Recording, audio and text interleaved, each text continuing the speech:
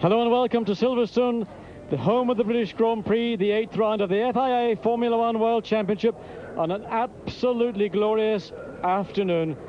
And we've got Silverstone at capacity. They're here to see one man, that's Damon Hill. He won pole position.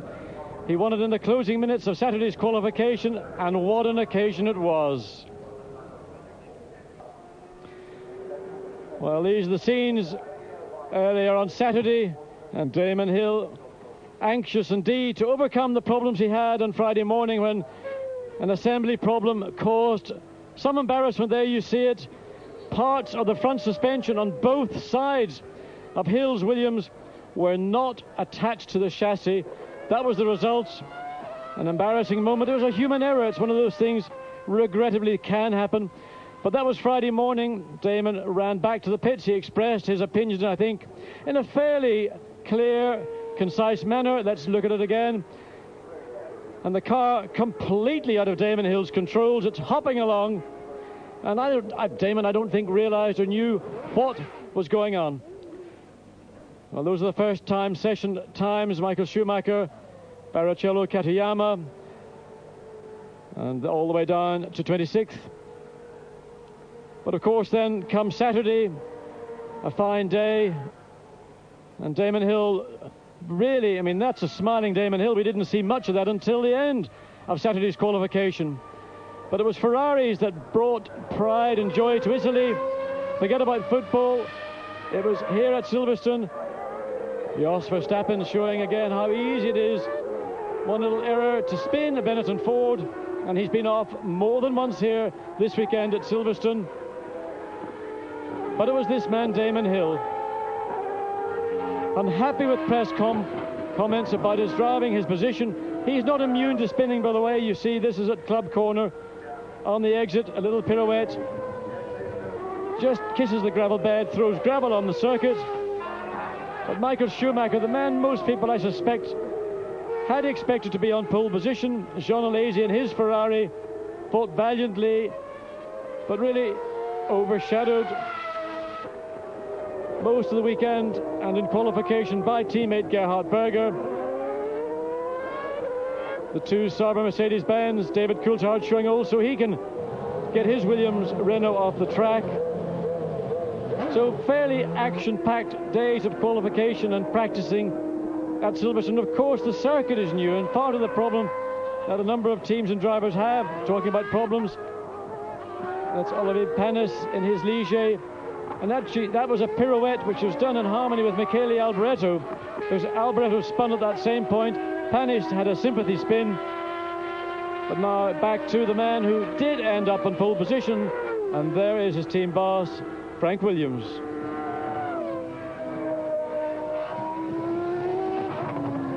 Well, that was the situation at the end of Friday afternoon. I think the talking point principally was that of Ferrari, because they went out at the very end of that session and rather stunned most of the pit lane. We've seen improvements from Ferrari throughout this 94 season.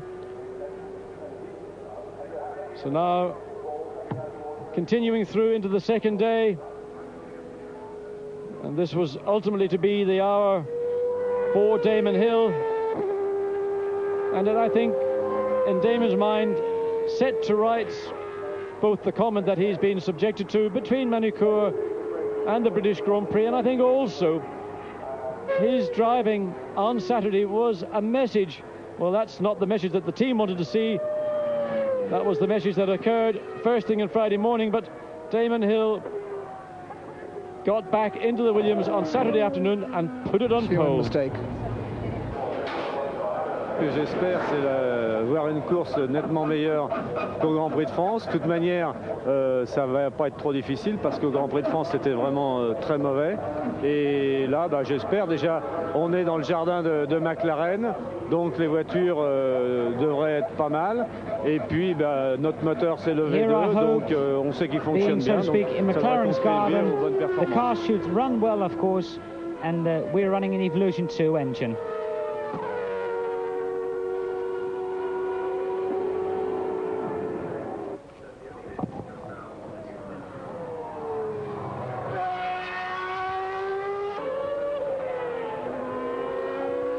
So Mika Häkkinen going on to 5th place on the grid, the 3rd row of the grid. And David Coulthard here qualifying in 7th position, not being happy with the setup of his car on Saturday afternoon. Jean Alesi, 4th fastest, but all eyes were on Damon Hill. And what a qualifying session that was, John. Well, I think it's the finest session that we've seen this season, and well, I hope it's something for the future, because we are at the halfway point of the 94 season. We've seen domination from the Benetton Ford team. We've seen the tragedy that Williams went through in Imola. We're seeing them coming out of that. They're coming to terms with FW16. But Kia Katayama in the Tyrrell, a man who also very impressive indeed, 8th quickest after the 2 days of qualifying. But you know, the circuit is new at Silverstone. The majority of the corners have been changed. You've got to find out what the limit is, and part of the finding out process is in fact sometimes going too quickly. Well, you want to do all that during the 3-day test period, not during the 2 days of practice and qualifying.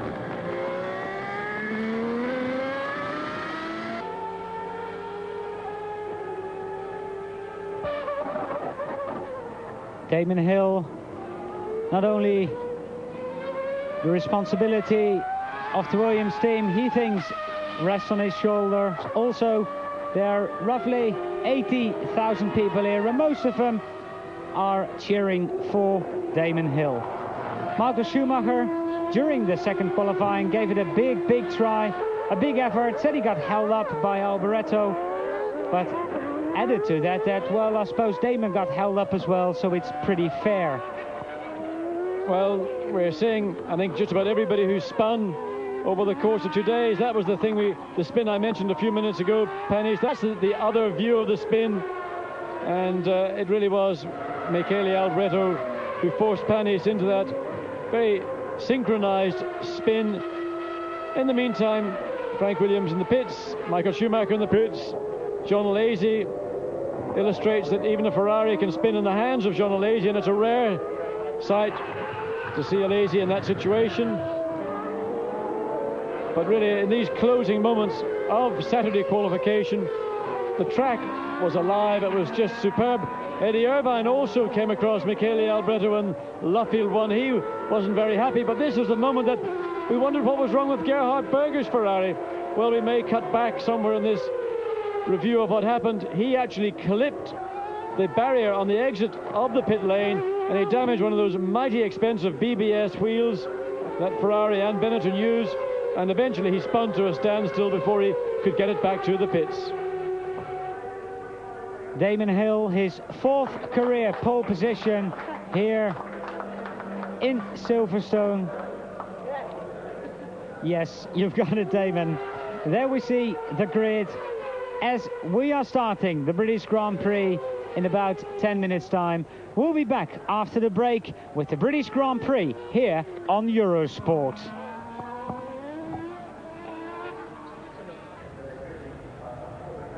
The British Grand Prix at Silverstone, 61 laps around a revised circuit, which has got a lot of praise from most of the drivers, and all of the drivers in fact, and this is how they will start. On pole position, his 4th career pole, Damon Hill. Then 0.003 of a second after him, Michael Schumacher. At an all-Ferrari 2nd row, then it's Mika Häkkinen in 5th, and Rubens Barrichello, the fastest Jordan, in 6th. David Coulthard 7th, and his best qualifying position in 8th, that's Ukio Katayama. Brundle and Verstappen 9th and 10th, and 11th through to 14th are Blundell, Irvine, Heinz-Harald Frentzen on his Friday afternoon time, and Pierluigi Martini. Oliver Pennis and Gianni Morbidelli share the next row in front of Michele Alboreto and Andrea De Cesaris. Zanardi, the fastest Lotus, with behind him Johnny Herbert and 20th and 22nd, Christian Fittipaldi and Eric Gomez. And the full grid is made up by Jean-Marc Gounon, just behind teammate David Brabham. 61 laps, John. It's hotter than this morning. It's going to be, let's say, an interesting race, because no one is going to say anything about pit stops. And also, of course, with the revisions to the circuit, no one knows what the reaction they will get from their tyres is. Now, I spoke with Goodyear shortly before we came on air, and from their point of view, they need one change of tyres from a wear point of view. 2 is an option which may suit some people. Allard, you said you don't think anybody's looking at a 3-stop race. Well, we didn't think that in Manicourt either, but Benetton and Ferrari planned it.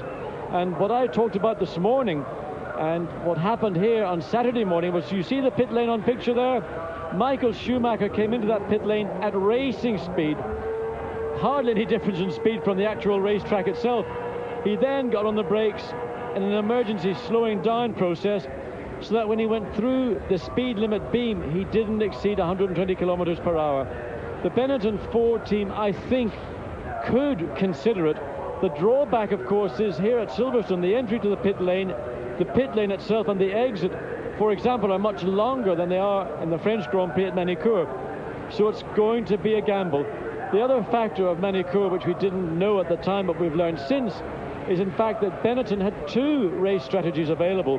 One was the one that they actually played out, but the other was that had they not got the lead of the race, or had the battle for the lead been more intense, they could have done a 2-stop race as their competitors did. So the focus of strategy has to be once again on Benetton, but I would believe and imagine that most other people will opt for a 2-stop race.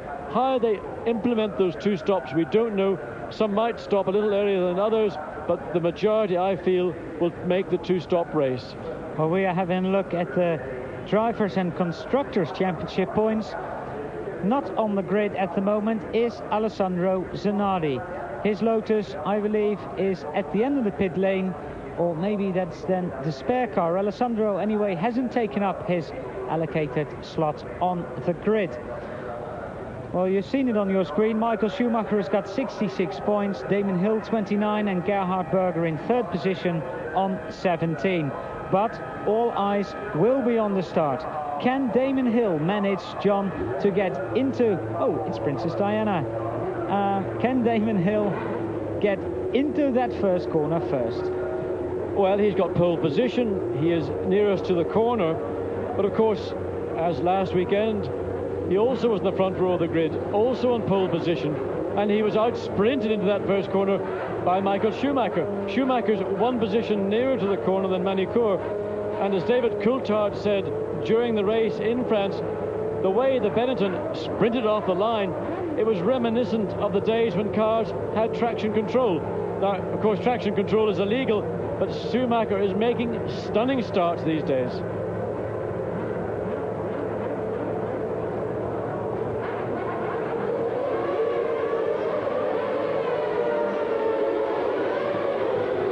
The start of the warm-up lap for the 1994 British Grand Prix.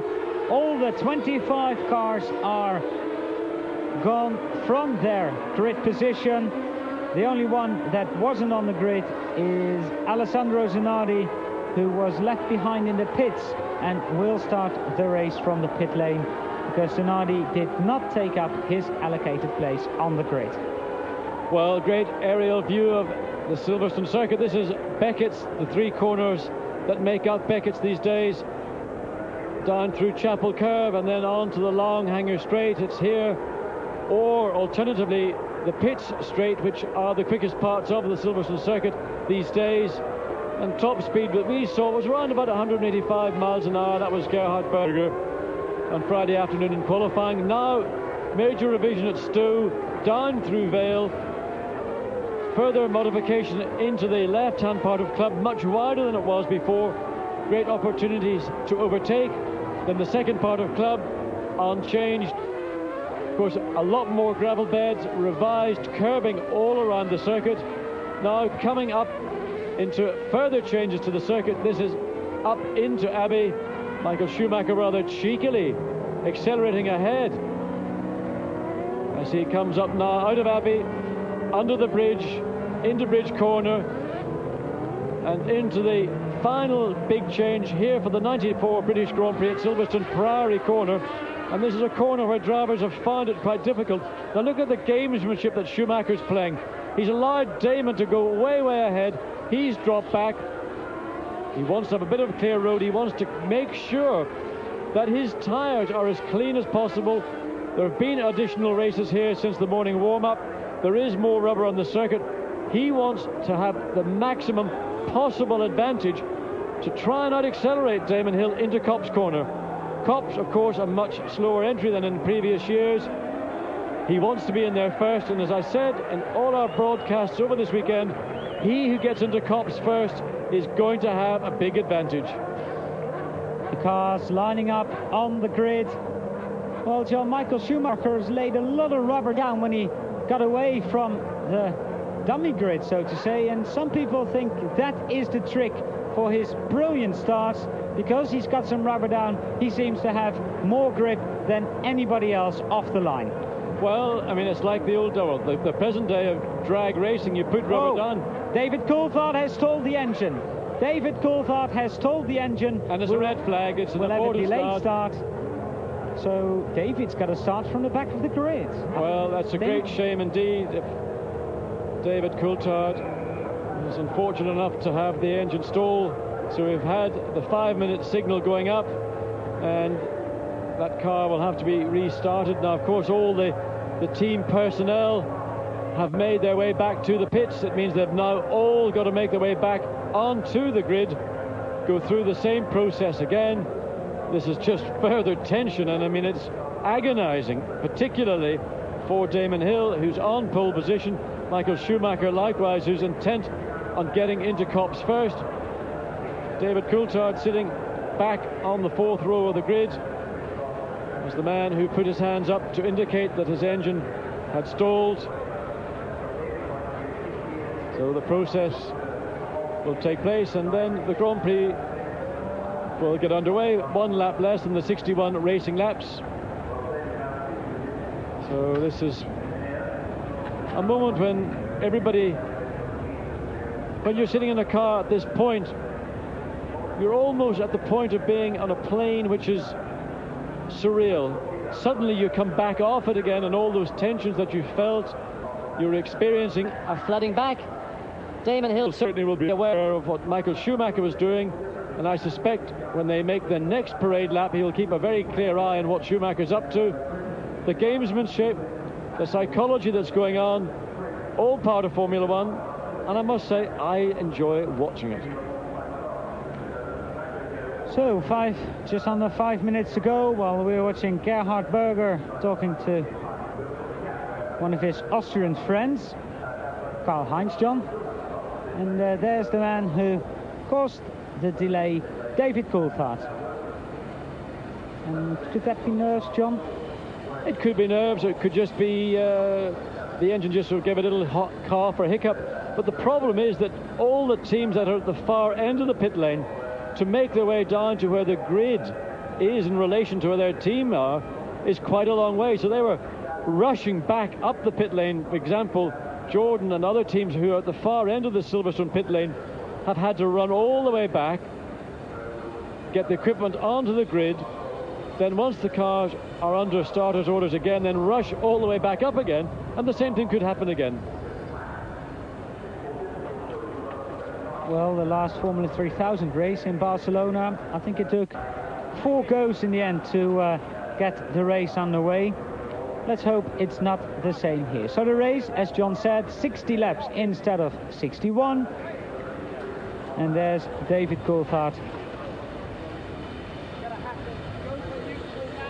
Now, if I'm not mistaken, there'll be someone standing in front of the car with a flag until everybody has gone on the parade lap, and David will start behind both the cars on the last row of the grid. Well, Rubens Barrichello in front of him. Is there work done on Mika Häkkinen's car, or is that all standard routine? Well, looking down, we're looking at Rubens Barrichello's car from the commentary booth, and they've got fans and large trunking ducting which is blowing cold air down onto the top of the engine through the airbox to ensure that there's no fuel vaporization. Of course, even on a parade lap, these engines get very hot, and in fact, in some occasions, parade laps are worse than racing laps because there's not enough air going through the radiators and air boxes on the radiators to keep the engine temperature in control. So when you come to a stop, the heat soak just goes upwards, and of course all around the fuel system on the top of the V of a V10 or a V8 or a V12 engine, and fuel vaporization has been the bugbear of many a racing engine for very many years. So we're waiting for the 3-minute sign, I think, John, isn't it, to start going, or have we had the 3-minute sign, and are we waiting for the 1 minute and everybody to pack away the tyre warmers? Well, Michael Schumacher's just fired up his Benetton Ford, and the Benetton team now making their way off the grid as we still look down onto David Coulthard's car, and David will be, I think, fairly relaxed about it. It's one of those things that happens. It's slightly embarrassing, and as you say, Allard, the man now with the flag courageously stands in front of David Coulthard, and he will have to wait until 24 cars, well, not in fact in his case, but certainly 18 or so cars stream past, and then he will take up position at the back of the grid.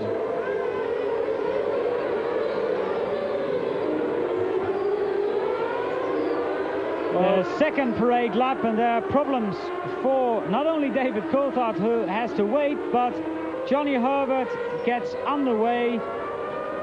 And he's going to have to start, I think, at the back of the grid. I don't think he will be allowed to take position, though he seems to be trying to.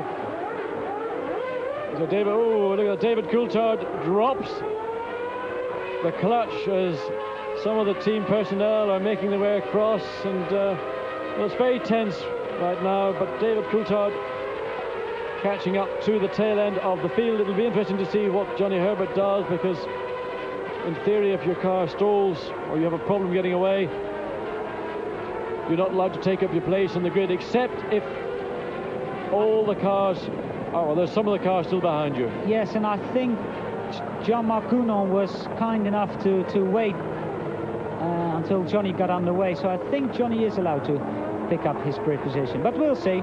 Well, there's Michael Schumacher once again, and he's done the very same thing, and that is a Jordan.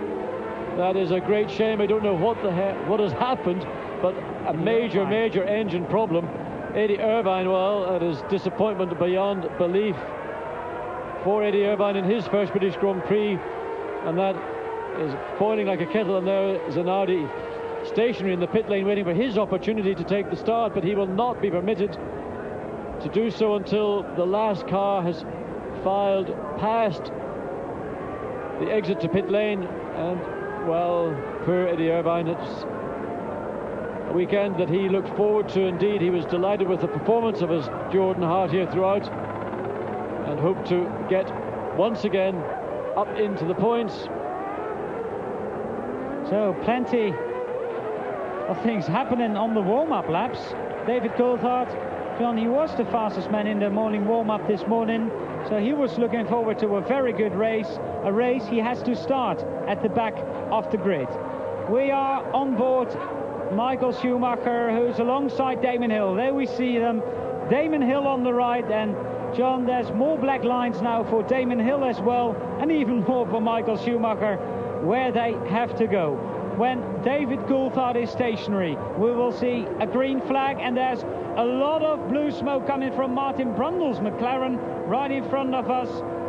Well, that's not supposed to be there, John, I think. Not at all, and that looks ominous indeed for Martin Brundle. That's a lot of oil smoke now. It may be simply a very small amount of oil dripping onto exhaust, but it is increasing with RPM.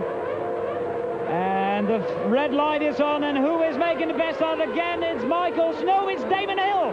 Damon Hill's got the best start. And Martin Brundle's engine or something has caught fire. The car has been pulled off to the left of the circuit, but Damon Hill got into Copse first. He consolidated that pole position, but there was drama for Martin Brundle with that engine. He had to pull straight off the circuit and is out of his British Grand Prix. Damon Hill leads, Michael Schumacher. Then it's a Ferrari, Rubens Barrichello, another Ferrari, and Jos Verstappen. Well, great start for Damon Hill. That was the start he dreamt about. He has made that dream reality, and he's able to hold the lead. Michael Schumacher, we know, mighty quick through Beckett's now. One of the two Tyrrells pulling up alongside Mika Häkkinen coming into Stowe. There didn't look to be an awful lot of room. Well, still side by side, fighting the way all the way down through Vale into Club, but Damon Hill has the advantage, Michael Schumacher, but it's on this part of the circuit, Allard, that we've seen over 2 days that the Benetton, Ford and Schumacher are so strong. So the whole field, minus Martin Brundle and Eddie Irvine, already going under bridge or through bridge, under the bridge, into that new infield section. And let's see the gap between race leader Damon Hill and Michael Schumacher. They're already leaving the Ferraris and the rest of the field behind. So this is a battle for the moment between the Williams Renault of Damon Hill and World Championship leader Michael Schumacher. Well, the gap between Damon Hill and Schumacher just under a second, 0.895. Gerhard Berger third, Barrichello fourth, Alesi, and the rest stream through.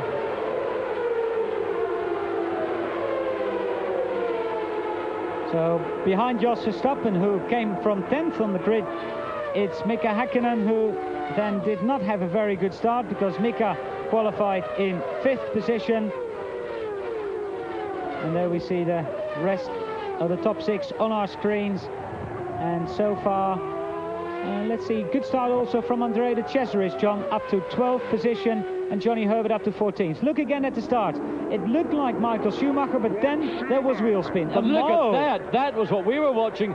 That was a massive, massive display of fireworks from Martin Brundle's Peugeot engine, and you see poor Martin immediately pulls over to the left, and 2 British drivers out before we've even completed the lap. Eddie Irvine on the second parade lap. Martin Brundle literally, look, there it is, gives it, oh, well, I have never, I think, seen a Formula 1 engine before behaved like that, and that is very disappointing indeed for the McLaren team.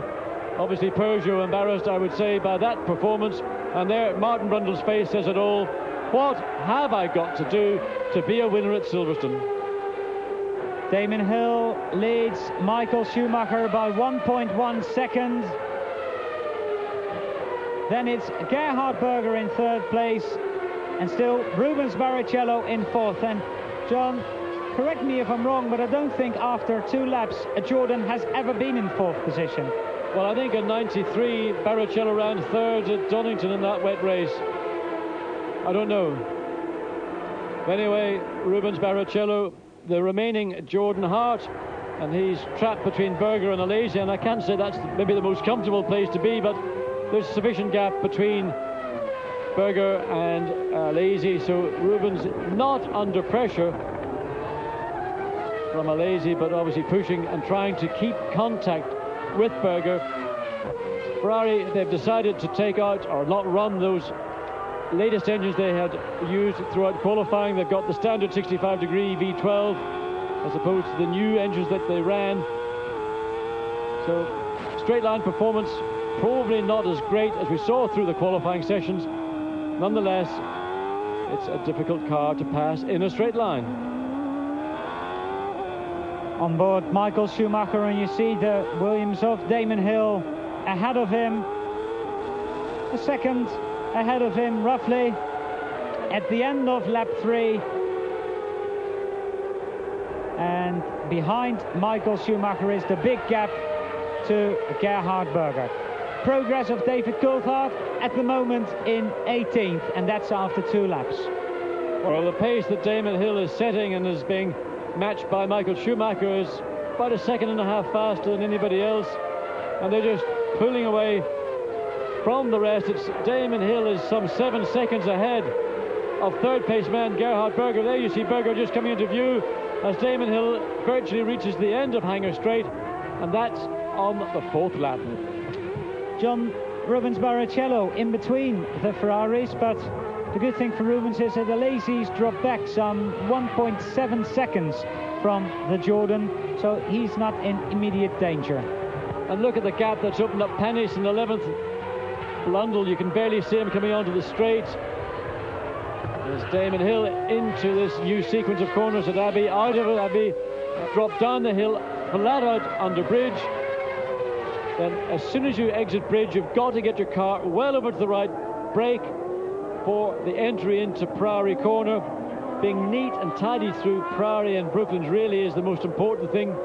There are corners that pay for tidy driving, exuberant driving. You slide around and you can spin. 4 laps completed. Damon Hill leads Michael Schumacher after 4 laps by 1.2 seconds and sets a new fastest lap in doing so, 1:27.859. Top 6, top 7, in fact, unchanged. Katayama, Frentzen and Morbidelli bringing up the top 10. And John, the 2 leaders riding with the man in second place are over a second quicker at this moment than anybody else. Well, I wonder, Allard, what we're saying is Damon Hill and Michael Schumacher just run away from the bulk of the field. Is this an indication of what the tactics these teams are going to do for these 2 particular drivers? To be able to pull away so quickly, the cars, in my view, would have to be slightly lighter than the remaining field. And I just wonder, has the Williams team decided to do something a bit more radical than they would normally do? We know that Benetton are quite liable to do something, but the speed at which they're pulling away indicates that to me. We're on lap 5 out of 60, and Damon Hill leads Michael Schumacher during the British Grand Prix. We'll be back after the break. Welcome back here on Eurosport. We're on lap 7 of the British Grand Prix, and the gap between race leader Damon Hill and Michael Schumacher is 1.1 seconds. Then it's a further 10.7 seconds to Gerhard Berger in third. Fourth, still Rubens Barrichello. Fifth, Jean Alesi. And in sixth position, Jos Verstappen. And the progress of David Coulthard, he is now in 12th position. That's not bad after 6 laps, John. Well, I think with the equipment that David has and the performance he gave us this morning in that 30-minute unofficial session, and as you point out, he's lapping 1 minute 28.111, and that's actually quicker on the 6th lap than race leader Damon Hill achieved. So Coulthard very fired up indeed, and well, stung by stalling his engine on the grid. And the beauty of starting literally at the back, if there ever can be a beauty, is that you totally free your mind. You think, I'm just going to drive this car however I feel. Any preconceptions about race strategy, forget it. I'm just going to go flat out, and that's really, if you could do that all the time, I'm sure you'd see better results from everybody. The gap now, 1/10 of a second more between Damon Hill and Michael Schumacher, and the gap with Gerhard Berger, John, is growing almighty big. They're lapping 3 seconds a lap quicker than Berger. Well, going back to the thing about strategy, if they are running on a low fuel load in these opening laps, their tyre performance, of course, is going to be much better than, say, the Ferraris, the Jordan, and in the case of Verstappen in the second Benetton. So I suspect that what's happened is that we're looking at a man who's looking at a 2-stop race, Gerhard Berger, probably the same for Rubens Barrichello and Jean Alesi. But I believe, and I'm going to take a gamble, that Hill and Schumacher might attempt something different to the bulk of the field. It's a big gamble, a big risk. Benetton, I know, have tried making entries into the pit lane at virtual racing speed. I didn't see anybody else do that. So they've investigated every option. We have to wait and see.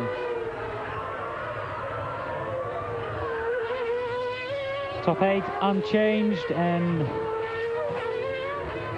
apart from David Coulthard in 12th, who's doing a 27.889, all the other drivers are lapping 29s or even less than that. Again, 1/10 of a second quicker, Damon Hill on lap 8, so the gap now 1.3 seconds. And there we see Gerhard Berger crossing the line.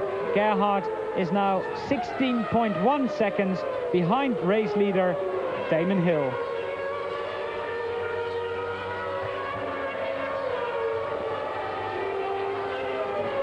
Well, John, I think one of the good things here at Silverstone is that the Ferraris were on the pace. Well, they were, I think, helped greatly by this revised V12 engine that they used in qualifying.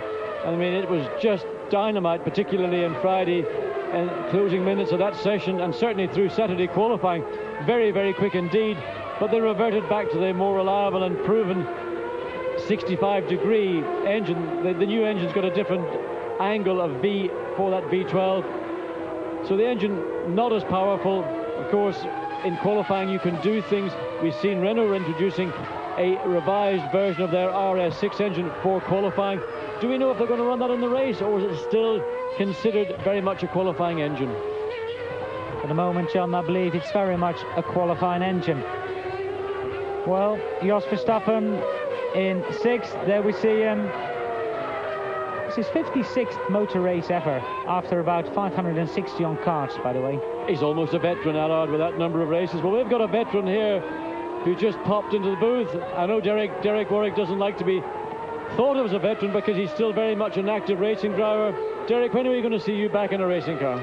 Well, I hope quite soon. It's been 9 months since I've been out of a race car, and I know I'm getting itchy feet, and it's a long time. So I was going to be here in touring cars, but there was a problem with the team. So I've been wandering around the pit road, and there's a chance I'm going to test for a Formula One team at the beginning of next week. So that hopefully will at least give me some miles in a car.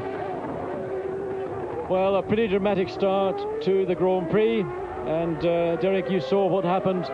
First, David Coulthard stalled. It's a long time since I've actually driven a Grand Prix car on a Grand Prix, but have you ever had a stalled car on a grid, and what sort of feelings and emotions did you go through? Are you telling me you've never made that mistake? I made that mistake, but it's a time probably you were still in short pants. Well, obviously when you do it, I mean, you're obviously frustrated, but the good thing when I remember stalling the car is you didn't go to the back of the grid. You didn't have that penalty, which I do believe actually is a good penalty. I think if you make a mistake, you stall the car, or whether it's your fault or not, you should carry the penalty to go to the back. And then, of course, drama for Martin Brundle. He started the race. We saw smoke coming from the back of that McLaren Peugeot engine.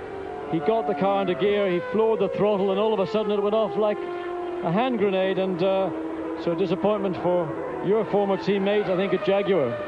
Yeah, I think it's a shame for Martin, because I think he's performed very well this year and he deserves a bit of luck. And as he climbed into his car just now, he said to me, well, you know, obviously he hopes to finish the race because he could do with a good finish. I think he's done very well under the pressure of not knowing whether he's going to be in the Grand Prix in the next race. And, you know, as you see in Magny-Cours, it was exactly the same, obviously, but he never got as far. No, but looking at Damon Hill and Michael Schumacher just sprinting away from Gerhard Berger, coming back to this subject of strategy, give us your views on what you think Williams and Benetton are doing at this point in the race. Well, I think it's going to be very difficult for the Williams in particular to go the whole race with just one stop. I think they will be two stopping, and probably Benetton as well. So they'll be watching each other to see whether they dive into the pit road. But I think the most noticeable thing here this weekend is the confidence that Damon's had. I think since Magny-Cours, since the introduction of Nigel, I think he's grown in stature. I think he's got more confidence. He made a bit of verbal abuse to the team on Thursday, and I think the team now will start listening to him. He's been, in many people's eyes, the test driver come good, and I think now he's made his own mark, and I think now he's had a lot of pressure all year with Ayrton and various other bits and pieces, and I think he's just come right forward now. And the respect will follow from the team. Yeah, and he deserves that respect because, you know, he's had some good races, a lot of pressure. He's the only other man to win a race this year. And the car, you can see, is not an easy car to drive. It's very nervous, especially if you look at someone like Schumacher. And, you know, although he's pulling away here slightly, you can't help but feel that Michael's just biding his time. Well, we've been watching a battle here, Mark Blundell, David Coulthard, and that's been thick and fast. And we've seen, in fact, for the first time in motor racing, competitive overtaking. That's something I'm delighted to see. And I'm sure everybody at home watching on Eurosport will have the same feelings. But Coulthard really just lining himself up to get into the slipstream of Mark Blundell in his Tyrrell Yamaha. But Uncle Ken, you know, he always sets his cars up to be fast in a straight line. And David's going to have to do a little bit of thinking now to find a way past Mark. He's not going to want to give up his 9th place to a young 23-year-old. Mark Blundell in 9th currently. David Coulthard up into 10th position. the gap between Damon Hill and Michael Schumacher, and yet at the end of lap 12, incidentally, is 1.4 seconds. Damon, I think, having a bit of an off lap, 1:27.8, or maybe they are already... No traffic as yet. Whoa. Well, David ran a little bit wide in Ferrari, and that's more a degree of anxiousness than anything else. In the meantime, there is the first car to be lapped, Jean-Marc Gounon, between race leader Damon Hill and Michael Schumacher in second place, but that's not a problem. Schumacher will be up past, in fact, barely out of the corner, and Schumacher was well past. But I think Gounon, well aware that the leaders were coming through, and probably fell over himself, not getting in their way. Next man to be lapped is David Brabham in the other MTV Syntec. One of the many cars being powered by a Ford HB engine.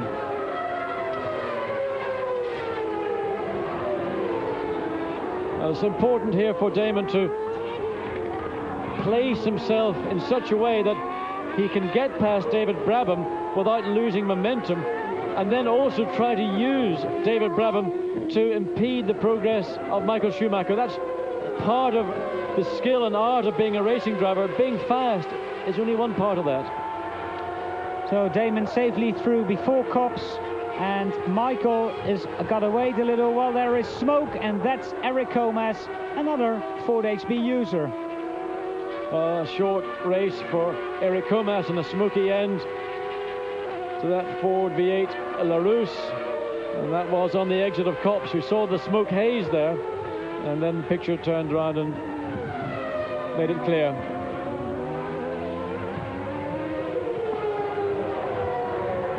So we're on lap 14, John, and pit stop expected within a couple of laps. Damon Hill leads Michael Schumacher, Gerhard Berger and Rubens Barrichello in fourth. We'll be back after the break here on Eurosport very soon. Welcome back, riding with Michael Schumacher in second place, 1.7 seconds behind race leader Damon Hill on the previous lap. But, well, he's behind a Ligier with a Renault engine, and that is Eric Bernard. I suppose you could call him half a teammate, John. Well, I don't know if Damon would say that, but certainly he will look for a little bit of cooperation. He'll not want to be fighting at this point in the race. And in car... Oh, it's Damon Hill in the pits. Damon Hill, the first man in the pits, so that would probably be a three-stop race, I think, John. Well, it's a big risk, but I'm going to put it down on my sheet of paper and see, as we know from the time, that's a pretty quick pit stop. So I would expect him to be back in probably in another 16 or so laps, which could indicate 3 stops. Now, the part of the event that I'm on, Damon got very, very wide, almost a repeat of what we saw Berger do on Saturday afternoon when he clobbered the barrier on that pit lane exit. Comes in just ahead of Rubens Barrichello, who is in fourth place. But watch Michael Schumacher, because what he did on the entry to pit lane a couple of times on Saturday morning was come in so quickly that one of the two Ligiers did the same thing, but he went through, I would say, the speed trap well in excess of 120 kilometers per hour.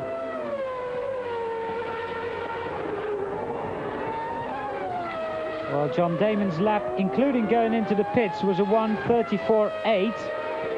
And let's just see what his out lap is, and then we know how much time he's losing on a total pit stop. Well, Damon now right in the thick of traffic. He's got Barrichello on his gearbox. He's going to have to once again put a lap on Jean-Marc Gounon, because Gounon unlapped himself in the time Damon was in the pits having fresh tyres and more fuel.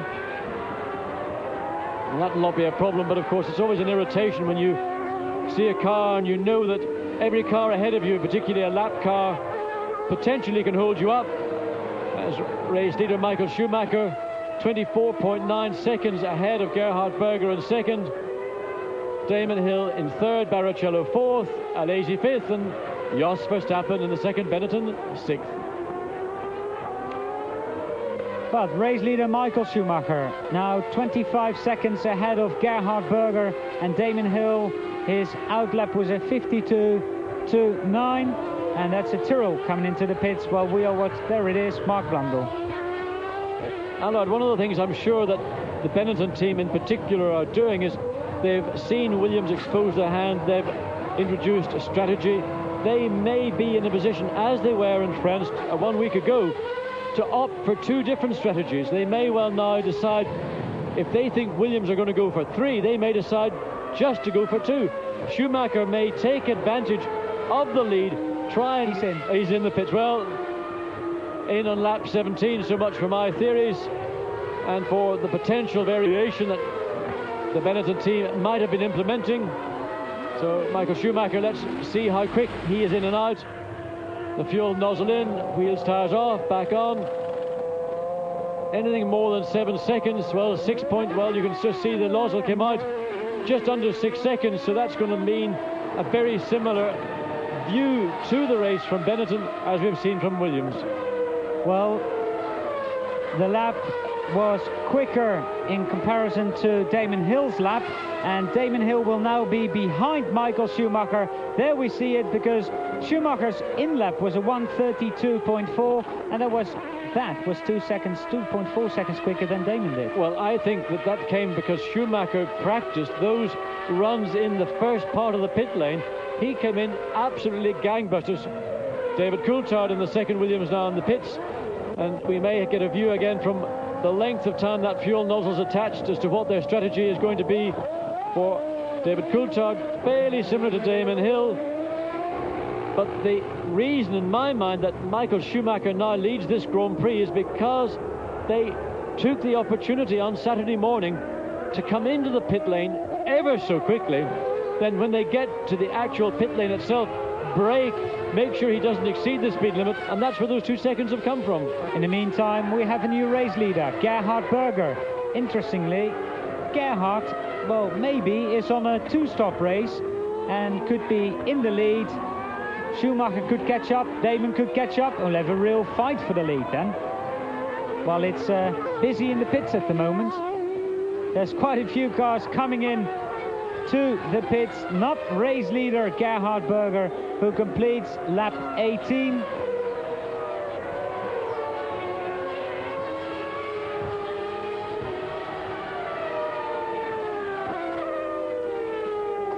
Derek, this is getting a little bit fraught now, because people have eventually got to decide at what point they're going to show their strategy. With pit stops and refueling, I mean, is this something that you think is good for Formula One? Or I know a lot of drivers expressed concern at the beginning of the year, but if you're in Gerhard Berger's position, what would you be feeling right now? I think pit stops are good for Formula One. I think that makes it more interesting as us to watch, as something to talk about. It's for the viewer to look at and get interested in. I think it just adds to it. And I think the strategy is so fantastic. I mean, Damon said last week it was the Benetton's pit strategy that beat them in the race. And I think he's right. And there's going to come more and more into it. And like you just said, the way that Schumacher came into the pit road then, he's obviously been practicing that all weekend, and it's paid off. It's given him the lead of this motor race. Well, giving them the advantage certainly over Damon Hill, who did lead. Michael, of course, second, but literally on the verge of eclipsing Gerhard Berger, who presently is leading and coming up now to the completion of the 19th lap. Schumacher's got to be careful, because Berger, when he gets the sense of a lead of a Grand Prix, doesn't give it up gently, and he's one of the most difficult men, I think that's the best word to use, to pass on the circuit. I think the most difficult man. You know, I think it's quite a surprise, really, because if you think of Gerhard, he's normally very, very hard on tyres, and I'm surprised he's still out there. You would think that normally Gerhard's the first man into the pits, because that Ferrari is not particularly easy on tyres. Well, I think Schumacher's trying to line himself up. He didn't get too close through Beckett, so he could get the run through the corner, try and pick up enough of a tow from the Ferrari, but really he can't make up an inch as they come down hanger straight into Stowe. He gets closer through Stowe corner now, a much shorter corner, but again on acceleration and in the run down into Vale, well, he's closed up a small amount, but then as you exit Club, pick up speed, and Schumacher very, very wide. Has he? Well, I think that was an error from Schumacher. And now the run back up into Abbey, not close enough to threaten. And from here all the way down to start-finish straight, really very difficult indeed to do anything. Berger can defend quite easily. You see Schumacher closes right up, but Gerhard doesn't have to worry that much, because he knows that unless Schumacher is foolhardy and takes a shot down the inside, he's not going to have a go. Talking about closing up, Damon Hill is closing up dramatically on the back tail end of Michael Schumacher. The gap on the previous lap between Schumacher and Hill was 2.2 seconds, but at the start of lap 21 the gap is only 1.3 seconds. So there are 40 laps to go and still no pit stop from Gerhard Berger. Jean Alesi 4th, Barrichello 5th, Häkkinen 6th. And of course I'm sure this is frustration of a high order for Schumacher, because he's on fresh tyres. He wants to make the best of them. He is being frustrated because Berger is holding him up, but he can do nothing about it. The Ferrari is very quick down the straight. You can see that it pulls away just on sheer power. In the corners under braking, Benetton have the advantage. If you lose your momentum, and that's exactly what is happening to Michael Schumacher, it's really playing to the hand of Damon Hill, because he's been able to run 0.5 up 0.7 of a second a lap quicker. Again, Schumacher wider than Berger on the exit of the corner. Now, I don't know whether that's the effect of running close to the car ahead of you, causing a little bit of loss of front end downforce, or maybe that's just the line that Schumacher prefers. But Berger was untidy on the exit of Abbey. Schumacher closes up as they come through bridge. Is he going to have a look? Well, he certainly stuck his nose, indicating I might think about it, but I wasn't far enough forward. So Michael Schumacher trying to find a way past Gerhard Berger, and well, Derek, you said it all. Gerhard is the most difficult man to pass. Well, he always has been, of course, and the trouble is Michael's losing something like 2 seconds a lap from the pace he was running when he came into the pits. And like we said just now, he must be really frustrated. Now it's going to be the problem, because there's a bit of a sandwich going on there, which is going to force Michael's hand a little bit to see whether he can get by Gerhard, which could end up in tears, to be honest, because Gerhard will not let that guy by easily. Well, Michael Schumacher has got a black flag, lap 22. Well, I wonder, is that from the pit road? He may have been a fine for, or a black flag for, exceeding the speed limit, and that is going to change entirely the outcome of this year's British Grand Prix at Silverstone. And we don't know what the reason is. We suspect it may be just went through that beam fractionally, well, not fractionally, just too quickly, or got on it too soon at the exit of pit lane. Well, I haven't seen him doing anything else wrong today, so I suppose it's speeding. A couple of points on your license, well, could cost him a couple of points here in the championship. What a shame, because we're seeing a fine race between the front three, Berger, Schumacher and Hill, and he's managed to slide under Gerhard Berger, but as he comes across start-finish line, the black flag will be out, and Schumacher, we're waiting to see as he comes across Berger into the pit lane. The black flag is out. The number 5 is held out for Schumacher, and the team, of course, will be in contact with him as well to ensure that they are aware, as Gerhard Berger vacates his 3rd place as he comes into the pits. Now with 120 kilometers per hour, the speed in the pit lane. And let's watch and see the length of time. A quick pit stop for Ferrari. So this is a 2-stop race for Gerhard Berger. That was lap 22. Well, it's been a dramatic Grand Prix here so far. And to cap it all, Schumacher black flagged. And at the end of this lap, as Flavio Briatore, who is probably incensed beyond belief, walks down to the stewards, to find out, why have you black flagged Michael Schumacher? Schumacher, race leader on lap 23.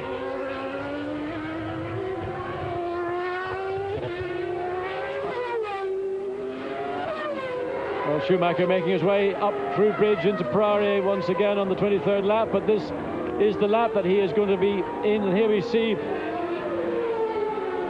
very tight indeed, and Damon way over to the left. Berger let Schumacher get through. That was in Prix, and that was all very fraught and tight. Of course, Berger's tyres probably at the end of the useful life. Hill and Schumacher on fresh tyres. Well, Schumacher has not come into the pits. Well, he's probably saying to the team, oh, I see a black flag, and the team says, stay out there, we're working on it. Well, that's possible, but you know, you go past it more than once, you can be in trouble, and more than 3 times, there's no doubt about it. Well, the Benetton team will have the rule book out, and it is being explained to Tom Walkinshaw. You can't quite see who is doing the explanation as to why Schumacher has been black flagged, and well, they've got to keep their man out until they know clearly the reason for that black flag. The gap between Michael Schumacher and Damon Hill at the end of lap 23, Roland Brunzerader there in conference, and Mr. Lazzetto from Italy, and Walkinshaw not at all impressed. Well, the gap, by the way, 1.6 seconds. So this Grand Prix is up to lap 24, the best one I've seen so far this year. Good racing going on. Incidentally, Gerhard Berger, after his pit stop, dropped back to 5th position. So Michael Schumacher leads Damon Hill, Jean Alesi, Mika Häkkinen, Gerhard Berger and Rubens Barrichello in 6th. That's the situation after 24 laps here at Silverstone. We'll be back after the break for more motorsport. Welcome back here at Silverstone, watching Damon Hill, and there is Flavio Briatore. Well, is he or is he not going to come in? That is the question I think we have to ask. Well, I don't think you have to understand what Flavio is saying. I think his lips said it all. And Tom Walkinshaw now back onto pit wall with Briatore and explaining the situation. Johan Willenplat also up on pit wall. So what is the decision? It appears that the black flag had been taken in, so we now wait and see until Schumacher returns on to start-finish straight. Is he going to get the flag is shown to him once again? Well, they're waiting for him. Nothing at all. Well, he's completed another lap, and he is leading this British Grand Prix by 2.8 seconds from Damon Hill. Now, Damon's lap times, John, have dropped by about a second.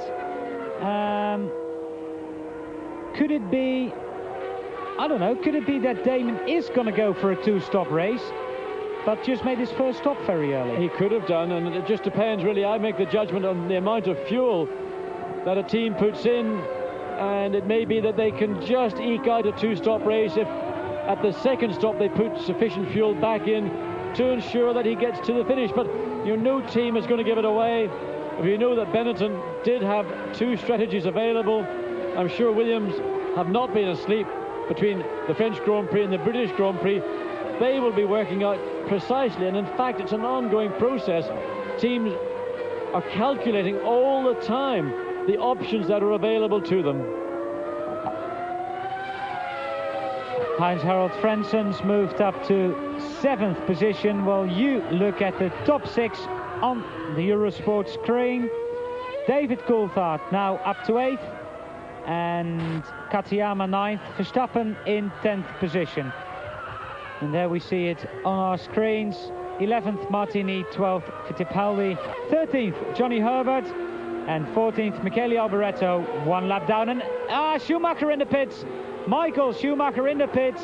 And he came in the pit lane very, very quick. He braked heavily. You could see how fast he came in the pit lane, braked heavily. Now makes his way down to the end of the pit lane where he will be delayed momentarily. It's a 5-second penalty for Michael Schumacher. And actually, someone walked into our booth, John, a couple of minutes ago and said, well, apparently it's for jump start, but I didn't see him jump to start. So and he had a great start. In my judgment, from where we were sitting in the commentary booth, we were not down on the line. I thought it was a great start, no worse or no better than Damon Hill's. But, well, the judges appear to have made a decision that In their view, there was movement before the lights went to green, so we have to bow to that judgment. So Damon Hill not only has got the benefit of the 5 seconds while Schumacher was standing still in the pits, it's the time taken to enter, travel down the pit lane at 120 clicks per hour, and then back up to speed. John, when Michael Schumacher came in for his pit stop, the lap took him 1:32 and a couple of tenths. This time it took him 1:35.4, which is on par what Damon did during his pit stop. So I would say it was speeding in the pit lane. Well, if you go through the beam, which is actually at the very beginning of pit lane proper, not the long lead into that pit lane, you can do whatever you like there, but once you get to that particular point where the speed trap is, you go through it too quickly, there'll be something in the post for you. And the post here is delivered by hand by an FIA steward, and it's immediate. John Alesi was in second place, is in the pits. Now, John, that is his first stop on lap 28. He could have a one-stop race. Remember, Goodyear were very confident indeed. One stop is all you need, and that is because the wear rate of the rear tyres, they take a lot of punishing now on the revised corners at Silverstone. Mika Häkkinen makes his way back down pit lane. Häkkinen was in fourth. So for many teams, it is going to be just a one-stop race. We have to wait and see what Damon Hill's going to do, because I suspect now that the advantage that he has over Michael Schumacher would indicate that they may revise any plans they had to go beyond 2 stops. Nearly halfway in this British Grand Prix here at Silverstone, and when Damon Hill crosses the line, he is on lap 29 out of 60. The gap between Damon Hill in first position and Michael Schumacher in third, currently 22.2 seconds. Well, that was on the previous lap. Let's see what it is now. Damon 1:29.7 on that lap, but he got held up by Christian Fittipaldi just a little bit. And as ever in Formula One, a little bit is a lot. Well, the lot that really the public want to know about, and viewers at home, it's 21 seconds, 20.6 at the end of the last lap between Damon Hill leading this Grand Prix, Michael Schumacher in second place, and that is an awesome task for Michael Schumacher. Well, look, you can see the speed into Beckett's. If this is ever going to be a possessed drive, it is going to come right now from Michael Schumacher. And we, in the booth here with the Tag Heuer computer, we can see on that last lap, Michael Schumacher was 1.6 seconds a lap quicker than Damon Hill, but Damon did get into traffic with Christian Fittipaldi. That gap will stabilise, but Schumacher will charge, and the man right now is so much on top of his game. Well, who's going to say he's not going to run Damon Hill down before we get to lap 60? Gerhard Berger back into his third position he had before the pit stops. Now some 34.6 seconds behind race leader Damon Hill. There we see the top 6, with again Barrichello in fourth. So apart from Katayama dropping down a bit, the top 6 hasn't changed really much, John. No, the only man really moving forward is David Coulthard, up to 7th place now, and he's just over 3 seconds behind Mika Häkkinen. Häkkinen, of course, just come out of the pits from his stop, so a little battle about, I think, to develop between these two young talents that no doubt will see us all the way through the 90s and into the millennium. No doubt Gerhard Berger will be there in the year 2000. Derek, you know, you've been in motor racing a very long time. It's something very hard to give up. I know how much you love it. What were your feelings when you found yourself really unable to get the kind of seat that you wanted for 94 at the end of the 93 season? Well, obviously it's very difficult. You know, you sacrificed your whole life for Formula One and to do the job that you love, and then all of a sudden circumstances have ruled you out. It's been a difficult time for me, to be honest, and obviously it's actually getting worse and worse, although I do feel that I've started to come to terms with it now, and I've now got to make the decision to get on with my life and carry on, either go to America, race Indy cars, or I quite fancy racing British touring cars or maybe German touring cars with the Class 1s. Well, I know the feelings, and well, after 10 or so years I've come to terms with it, and the biggest thrill I have at Grand Prix weekends is working for Eurosport, talking about the sport for me that I love so much. Yes, but of course I can understand that, John, because you're so much older than me. I know, but I look so young. Well, that's a good time to go for a commercial break then. With Damon Hill leading on lap 32 in front of Michael Schumacher, Gerhard Berger, Rubens Barrichello, Jean Alesi and Mika Häkkinen. We'll be back very shortly.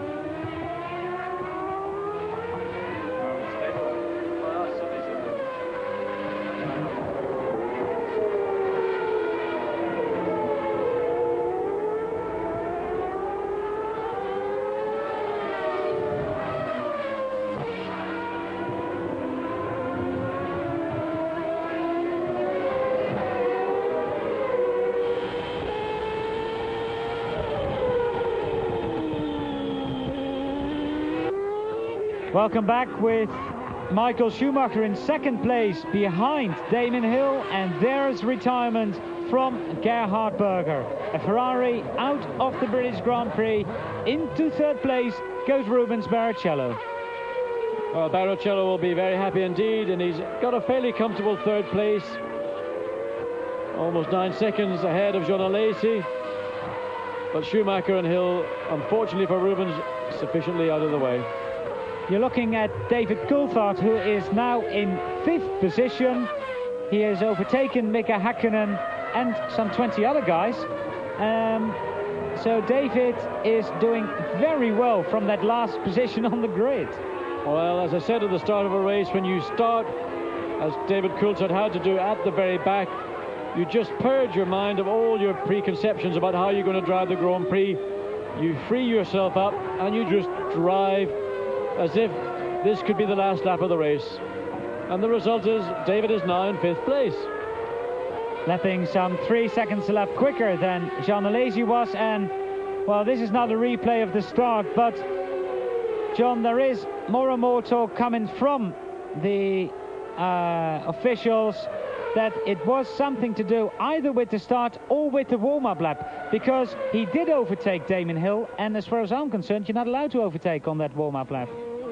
Well, he was darting backwards and forwards. We saw that particularly around the back of the circuit, out of club up into Abbey. And maybe just this time there's been a little bit too much smartness from the Benetton Ford team, and you know, psychology and a little bit of intimidation may well have been the reason for Michael Schumacher to receive that 5-second stop-go penalty.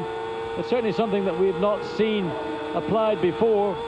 It's going to alert a lot of other people to the same situation. The problem is, when you're on the front row, it's so obvious. And that's the reason why you should be a little bit more careful. And also, you know, the knowledge of the rules and regulations is as important today. In fact, even more so, because the rules, regulations are applied much more vigorously than we've seen maybe 10 years ago. And any infringement whatsoever is stamped upon. Normally it's a bit of revenue gathering for the FIA, but nonetheless, that's the way the sport is now controlled. There are rules and regulations there, and if you make an error, you will be penalised. After 34 laps, the gap between Damon Hill and Michael Schumacher is 18.5 seconds. You see the gap between Alesi and Coulthard. That is after 33 laps, because currently the gap is only 2.3 seconds. There you see Jean Alesi, and behind him on the right, the blue car, that's David Coulthard. Well, Coulthard certainly charging very hard, and with Alesi now very much in the sights.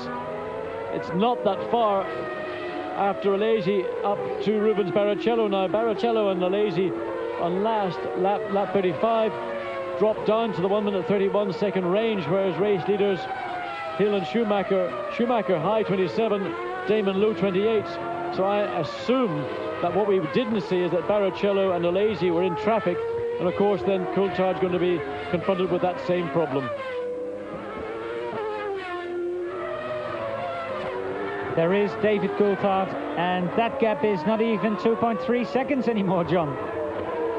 Well, it's just a blink of the eye, and I think Coulthard will prepare himself for a move on Alesi. The best place I think he can do that would be to try and get as close as he can up to Beckett's, and then get a really good charge out of Beckett's, and hope that he's close enough to do something under brakes into Stowe. If not, well, he'll have to think again. Also, I do think most teams are on a two-stop race strategy, because the first stop was on lap 14 and 15, and we're now on lap 36, and we haven't seen a stop since. So I suppose, John, one more stop around lap 40 and then go through to the end. Well, I think that's the flexible strategy that teams are now playing. They're not saying we are going to do this and then that's it. They're looking at options all the time, and I think that's what you have to do, because races are not predictable. Circumstances change. Who would have imagined Schumacher getting a 5-second stop-go penalty? How would you put that into your formula or mechanical or mathematical model for a Grand Prix? Damon Hill passed the man running in 16th position, Olivier Beretta, now 2 laps behind the race leader. And Michael Schumacher currently some 17 seconds behind this man. The Rothmans Williams Renault, and for everybody here, I think a big cheer will go up if Damon Hill does win. I mean, the cheer that went up when he drove onto the grid was just amazing. Well, it would undoubtedly be an absolutely magnificent result for the British Grand Prix and for Damon Hill personally. And I think the response that Damon has illustrated since the French Grand Prix, and bearing in mind that he was very unhappy indeed with the speculation from the British press, and he actually for once expressed his feelings in a way that was very clear, and a few of those good old journos were rocking on their heels. They've never seen Damon talk to them like that. Wonderful, I enjoyed it thoroughly. Well, there we see David Coulthard, and the camera shot we see here, that is the one I like, and I think that probably comes closest to a driver's eye view, Derek. Yeah, it's a good camera shot, and it's obviously they're improving things all the time. But you can see that David now is trying to find out the weakness of the Ferrari and lining them up. Here we have now. Well, just, Derek, I was going to say, you've raced with Alesi. He's another hard nut.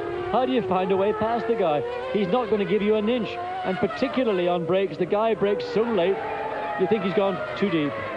Yeah, obviously the Ferrari's directors install it in their drivers, because both these two drivers are the most difficult on the circuit, and Alesi's not going to give it easy to David. He's going to have to really work hard and be careful, because people like Alesi, they take no prisoners, and they're out there to race, and they're a very hard racer.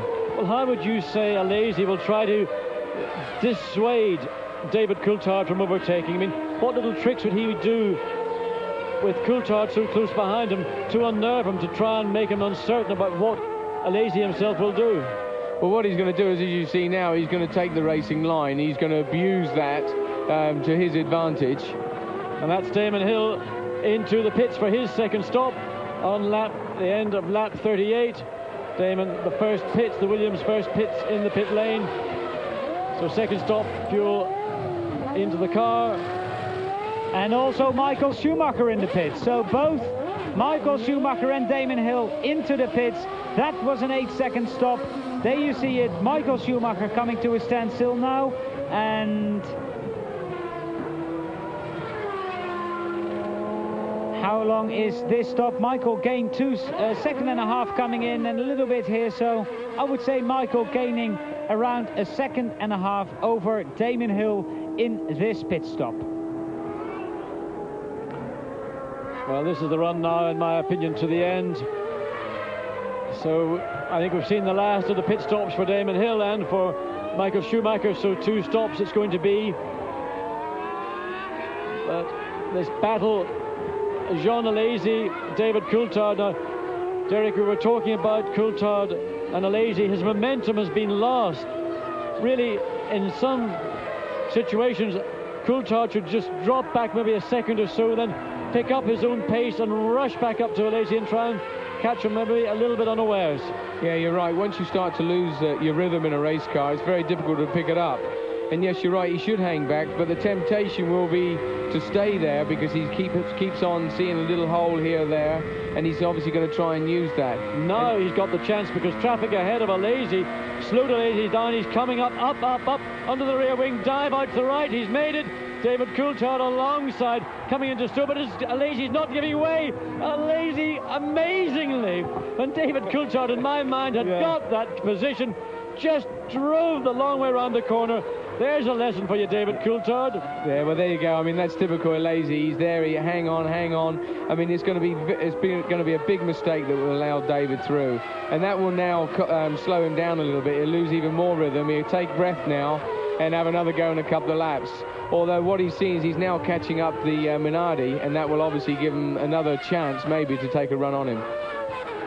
Well, I actually think David will come into the pits fairly soon, John, because David Coulthard's got to make another pit stop, and the Ferrari maybe not. Well, the easiest thing to do is pass somebody in the pits during a pit stop, but we have to see what Alesi's strategy is. We do think it's only going to be one stop.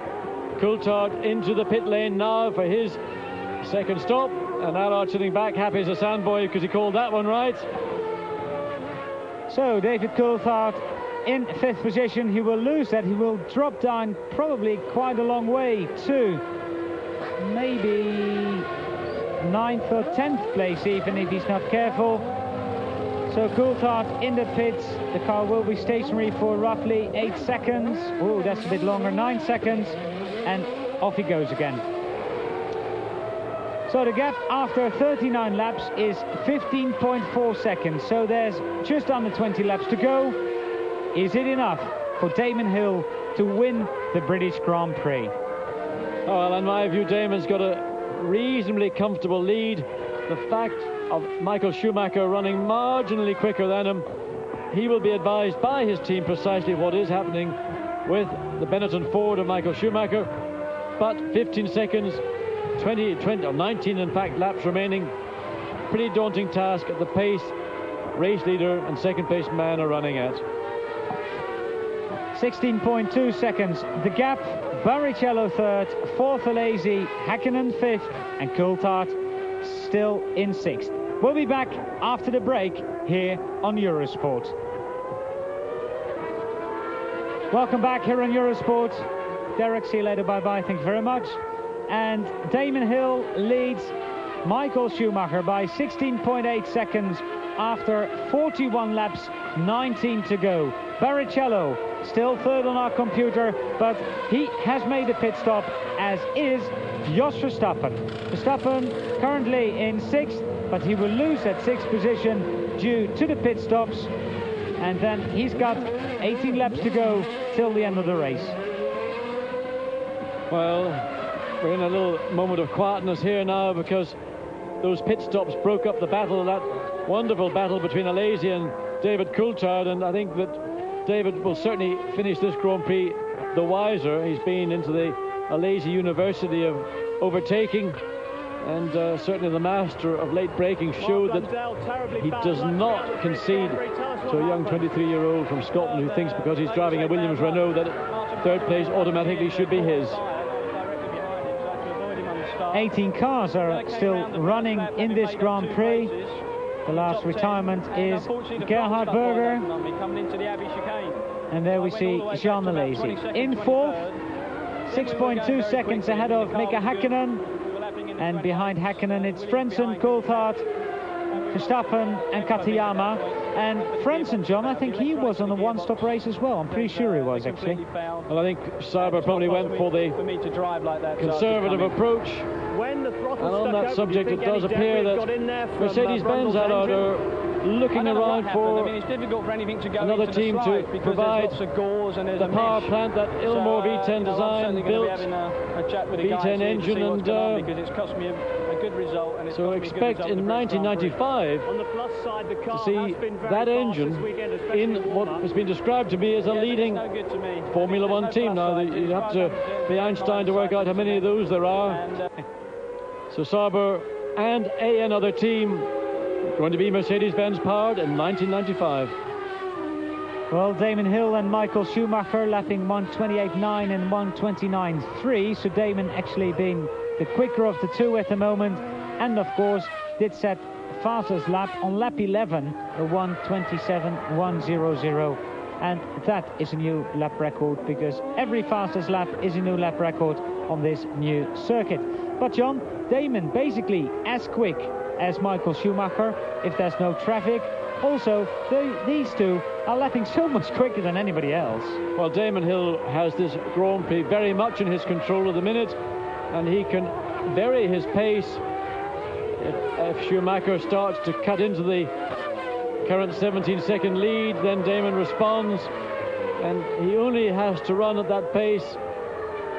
And well, lap 44, 16 remaining of this year's Grand Prix, and it's only now in these moments coming up to lap the slower cars that he has to be careful, because as we have said in the past, if you get trapped between two or three of them, and there you see, in fact, it's David Coulthard, his teammate, who's the lead car of that group of cars. Frentzen now just behind Coulthard, and one of the Ligiers, and then Damon Hill, race leader.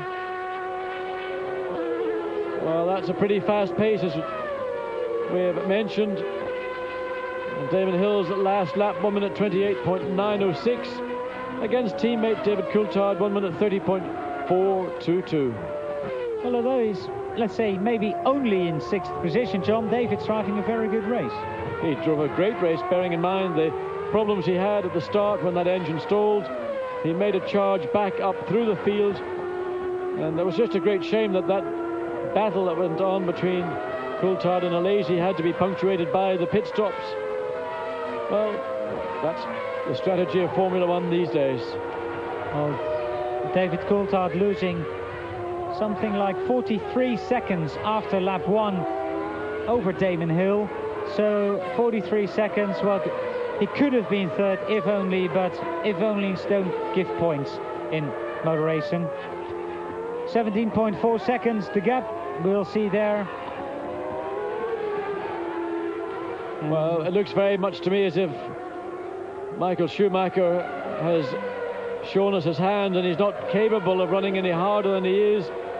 Gap at the end of lap 45, 17.4 seconds. And that's a very marginal increase on the previous lap. And, well, that's basically down to who you meet at what particular part of the circuit. So if everything remains stable and constant, all Damon Hill has to do is now just get into the countdown to lap 60, and then, well, I don't want to anticipate what we might see, but it's certainly what the tens of thousands of people that have come to this British Grand Prix at Silverstone will be hoarse from cheering from. Well, Damon Hill passing Heinz-Harald Frentzen, going into club, and Coulthard is actually not only lapping quicker than the race leader at the moment, but also he's 18 seconds behind Barrichello, but a second and a half quicker with 15 laps to go. That could well be an interesting finish, because Barrichello was only just over half a second behind Mika Häkkinen in 4th. Well, that will be a little battle royal going on between the McLaren Peugeot and the Jordan Hart. Gap now at the end of lap 45, a tenth of a second more, 0.633. But in reality, it is visually the same. Well, we have been denied the opportunity to see that little battle as we watch race leader coming up to put a lap on his teammate, and that is the distance, some 4 seconds between Coulthard, who is running in 6th place, and race leader Damon Hill.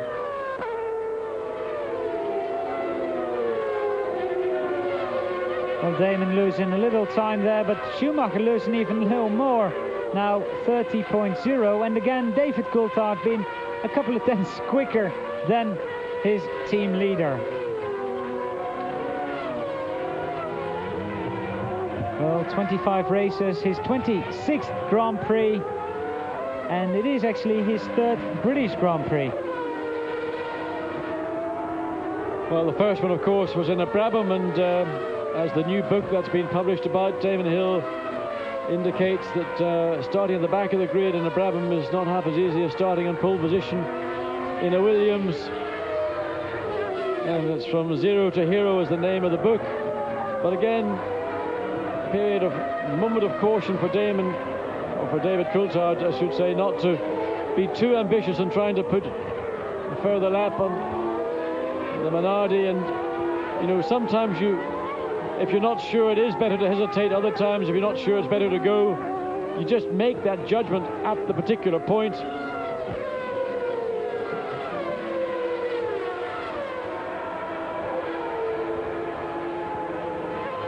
Well, Coulthard losing a little bit of time, passing Pierluigi Martini, in the Minardi. Or was it Alboreto? Well, there's the battle between 4th and 5th place, Mika Häkkinen, and it looks to me as Häkkinen is gradually eking out a little bit more time over 5th place Rubens Barrichello. So Mika Häkkinen on a circuit he is so familiar with, although it is heavily revised, but thousands and thousands of testing miles for McLaren last year, and this year when the McLaren team changed over to Peugeot Power, this is the man that's done the bulk of the development work and through Bridge for, well, the umpteenth time. Häkkinen, Barrichello and Coulthard, the last of the unlapped runners. Heinz-Harald Frentzen, the first of those. The gap still 17.5 seconds. So with 13 laps to go, the gap is 17.72 seconds. Then it's Alesi in 3rd, Häkkinen 4th, Barrichello 5th, and David Coulthard still in 6th. But what is the gap between Coulthard and Barrichello? That is some 14.9 seconds. He's gaining more than a second a lap at the moment, and it could be possible for his grandstand finish between old Formula 3 and Opel Lotus sparring partners Rubens Barrichello and David Coulthard. We'll be back after the great while you look at the top 6 on the Eurosport screen. We've given you the gaps. They are around 16.4, 17 seconds. There's the rest of the top 12. And we still have 18 cars running here at the British Grand Prix at Silverstone.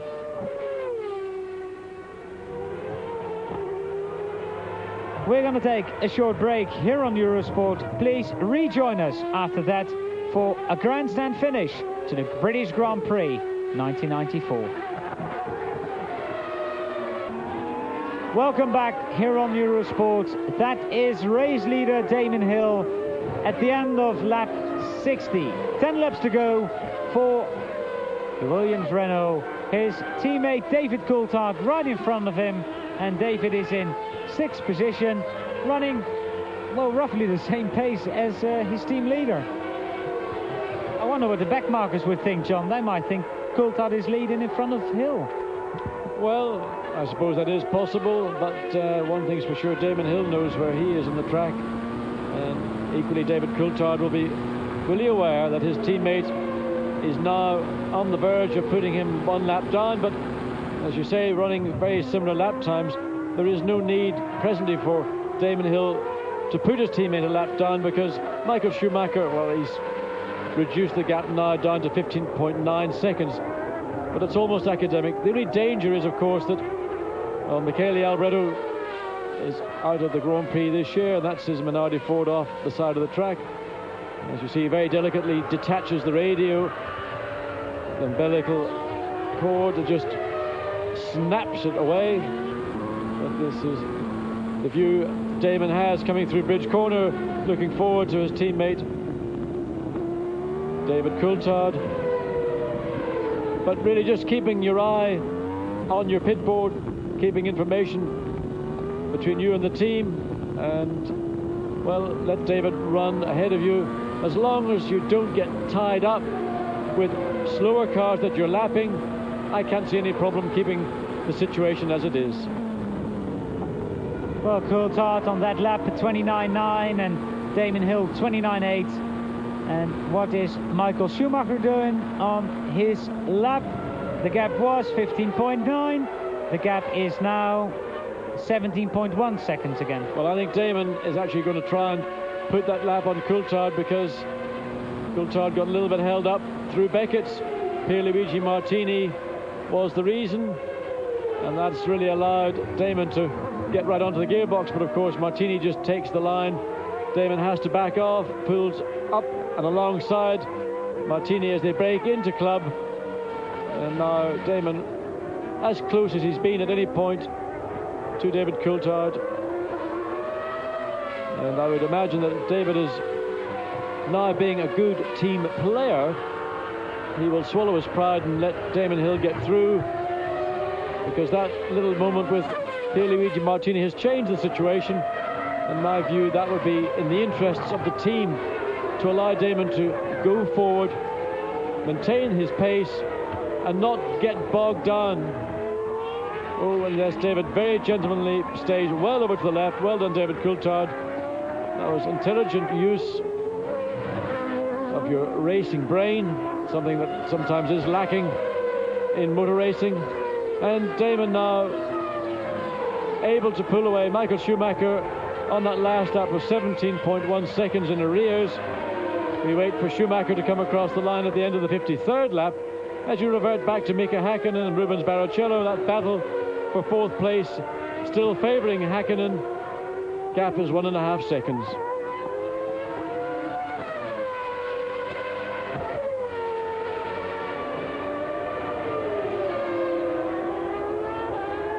So Häkkinen running fourth, 1 minute and 14 seconds behind race leader Damon Hill, but 12.1 seconds only behind third place man Jean Malaysia. Rubens Barrichello 1.5 seconds behind Mika Häkkinen with 8 laps to go. Well, I think it's going to be fairly static until the end of the race. And John, ironic that Häkkinen in fourth position, the car running well, or as well as they probably expected to run, and Martin Brundle after 100 yards, big bang. Well, that's, if you like to call it, Hobson's choice or fate, one of the two. It could so easily have been Mika Häkkinen that was in that sad situation we saw Martin Brundle, but well, you win some and you lose some, and when things go for you, fortune smiles. And Mika Häkkinen driving, I think, right on the limit of the performance of that Peugeot engine and the McLaren chassis, even though in its Evolution 2 phase still not capable of matching Ford horsepower, Renault horsepower, and being pushed quite severely by Hart V10 power.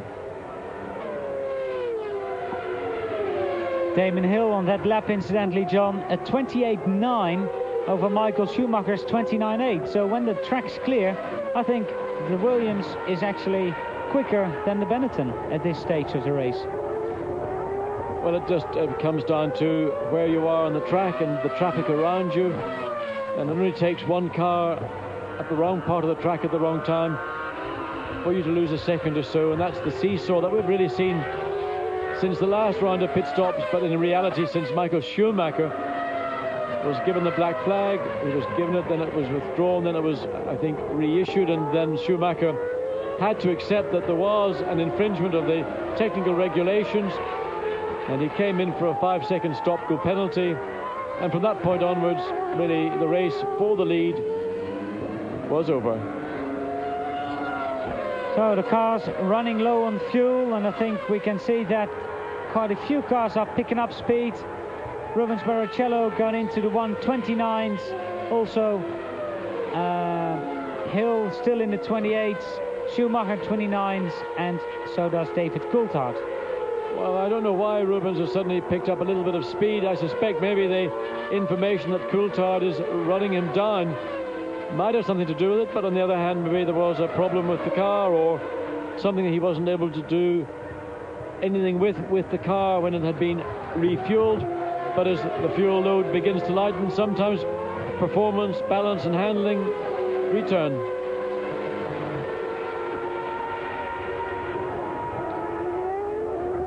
There we see the gap on our screen, and John, I wonder whether we're going to see an invasion of the circuit as we saw in 1992 when Nigel Mansell, of course, won this Grand Prix.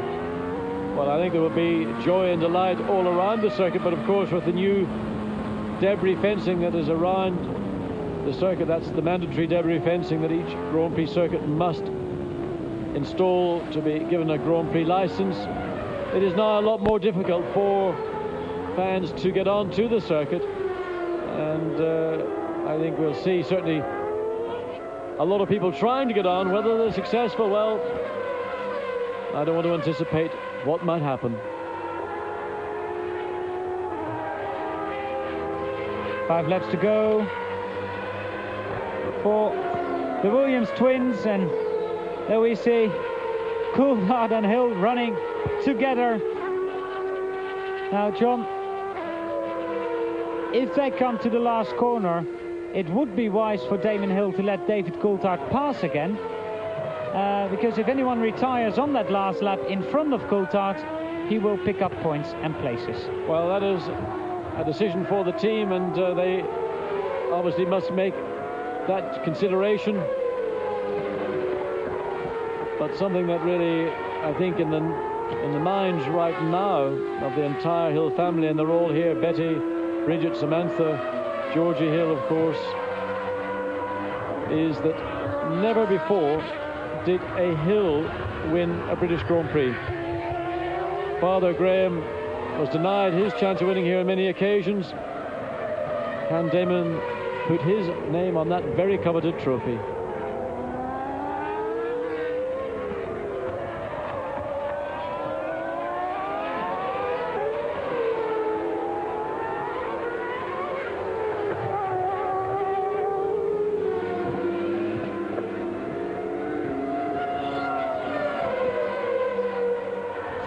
To go for Damon Hill. He is a long way in front of Michael Schumacher, and behind Damon Hill we see David Coulthard. He's 1 lap behind and 11 seconds behind 5th place man Rubens Barrichello. And I think, John, unless Hakkinen and Barrichello decide to hold each other up big time, that is not going to change. Well, the gap has closed a little bit between Mika Hakkinen in 4th and Rubens Barrichello in 5th. So that battle very much joined, as we again get a view from the front of David Coulthard's car looking towards his teammate Damon Hill. And of course, Damon now not relaxing, not unwinding, but certainly very much aware that victory is within his grasp. Coming down on the 57th time into Abbey Corner. Quite a change from the Silverstone circuit that we had since 1991. But with the development and the improvement to the cars in the space of one Grand Prix, in qualifying we saw a pace that really would have been a good time for a midfield team in last year's Grand Prix. Well, John, talking about changing the circuit, it's a very different circuit to when you won here in 1981.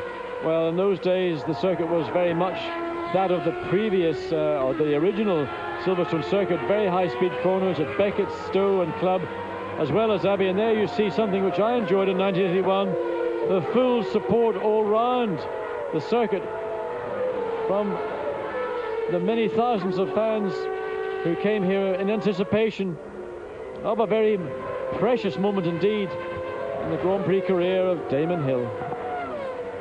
So David Coulthard has unlapped himself again. There we see the gap between Barrichello and Mika Hakkinen. They are some 12 seconds ahead of this man, David Coulthard, who will try whatever he can in these last couple of laps to, well, close the gap. And we're always hoping for more points anyway. Michael Schumacher, there we see him behind Heinz-Harald Frentzen, former Mercedes Junior team teammate. And could they be reunited one day in a Mercedes-powered Formula One car, John? Well, there's not stranger than Formula One, and if you come up with the most unbelievable combination of engines and chassis and drivers, it's worth a bet. And there's the battle that really we've been waiting to see, because Barrichello now right up to the rear wing of Mika Häkkinen's McLaren Peugeot, and the gap as they came across the line, 0.6 of a second. But really the difference in performance between the two V10 engines, Peugeot and Hart, probably nothing at all. It just comes down to the chassis differences, and that between these two young men, and these are the future stars of Grand Prix racing. But getting up to Mika Häkkinen and getting past Mika Häkkinen, entirely different situation. 2 laps to go for race leader Damon Hill. There we see Coulthard passing Christian Fittipaldi, and there, well, it's basically a lap and a half to go for Damon Hill, because he's going through Stowe into Club, what used to be just about flat right. Well, in the old days, now going back to the early 80s, in qualifying trim, qualifying tyres, mind you, not with the horsepower we have today, it was just about on. It was talked about being flat. I think maybe half a dozen drivers did take it flat. And well, those are the reasons why we've seen 2 major revisions to the circuit. And if had we the circuit that I won the Grand Prix in 1981 is still in use, I dread to think the lap speed we'll be seeing today.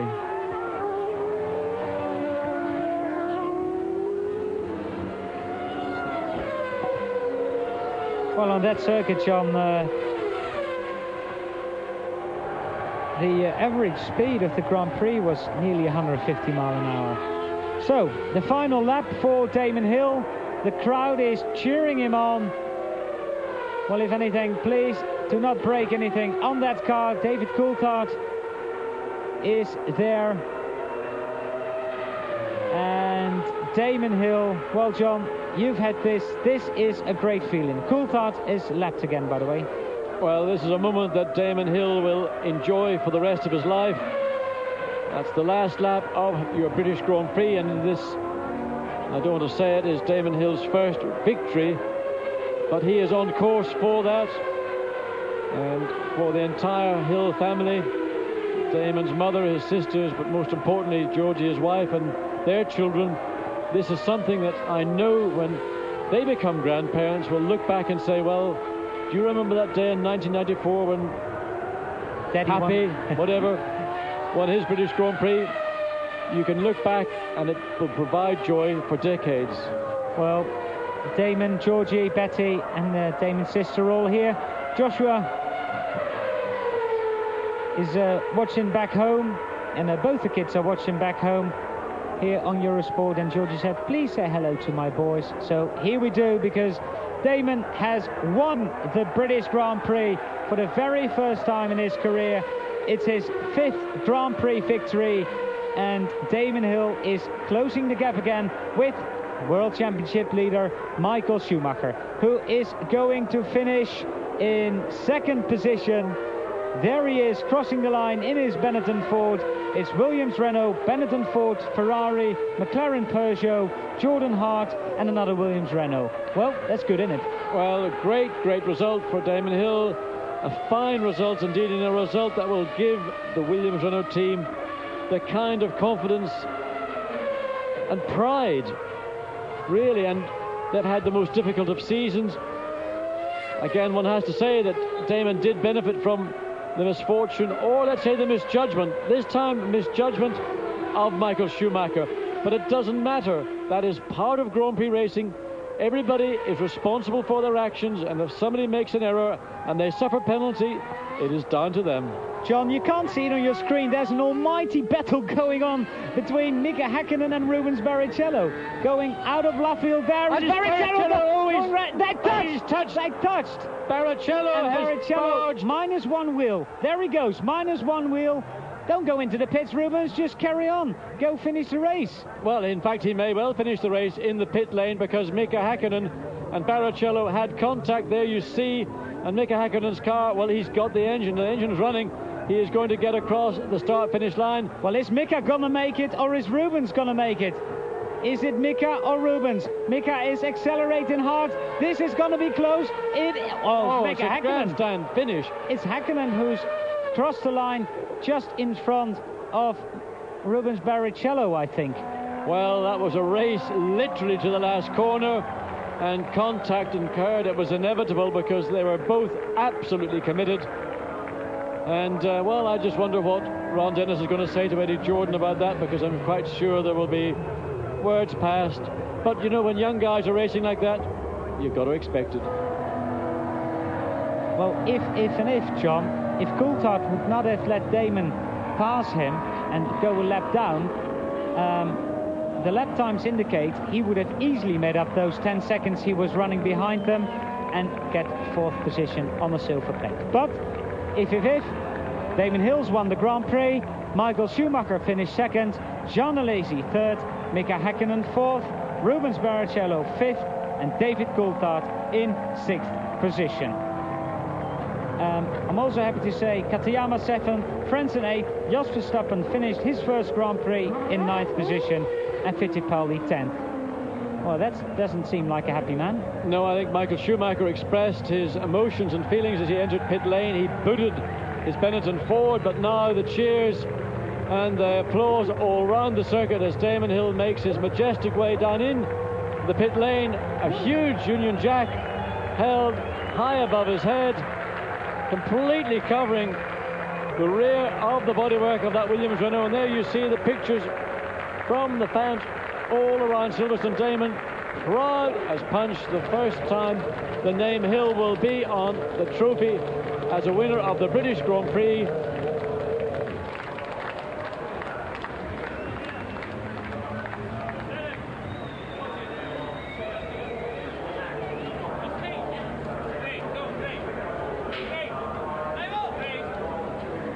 There is Michael Schumacher congratulating Damon Hill. And John, in all fairness, Michael lost time during that stop-and-go penalty, but eventually finished 19 seconds behind the race winner Damon Hill. This is the current situation in the championship. Now, it would have been close even if he not have had that 5-second stop. Well, I think, you know, ifs and ands and buts, we don't know what would have happened, but there you can see absolute joy. And, well, Georgie Hill will most certainly be giving him a good old chamois off this evening, because Damon swathed in sweat, but look at the joy